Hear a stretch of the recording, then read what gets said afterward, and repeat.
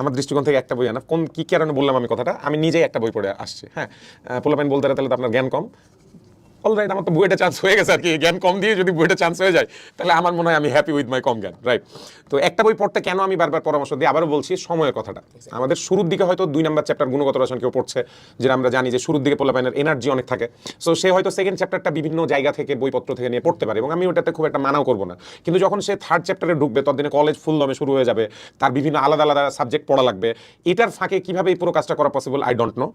এখন কেউ যদি আরেকজন রিভিউ দেয়, যে আমার একটা বন্ধু আমাকে রিভিউ দিলে যে আমি এটা অলরেডি পড়ছি হাজারিনাগের বই, এটা আমার এত পছন্দ হয় না, এর চেয়ে এই বইয়ে বেটার আছে, তাহলে ওর যদি ওর বন্ধুর প্রতি আস্থা থাকে যে হয় এই বন্ধু তো আমার ভালোর জন্যই বলে, বা আমরা তো অনেক সময় বন্ধুদের সাথে পড়ালেখা নিয়ে আলোচনা করি, তাই না? আমিও করছি এইচএসসিতে। সো তার এই উপদেশটা মেনে অবভিয়াসলি আমি তখন অন্য বই থেকে ওই অংশটুকু পড়তে পারি, তাতে কোনো সমস্যা নেই। বাট নিজে পড়লে আমি বলবো একটা বই পড়া বেটার। অগোছালো লাগলে না, ওটা 2 বছর পরে ওটা ঠিক করার চান্স আছে, প্যারা নাই। কারণ ওর তো 2 বছর যদি ভালো মতো সে পড়ে, ওর তো একটা ব্যাকবোন দাঁড়ায় যাচ্ছে পুরাটা। কোন কোন জায়গাগুলো ঝামেলা আছে সে অলরেডি জানে, তখন সে ওই জায়গাগুলো ধরে ধরে আলাদা বই থেকে পড়ে ফেললো। কিন্তু এটা শুরুতেই করতে গেলে তো জানে না ঝামেলাগুলো কোথায়। সো শুরুতে এটা একটু ডেট্রিমেন্টাল হবে বলে আমার মনে হয়।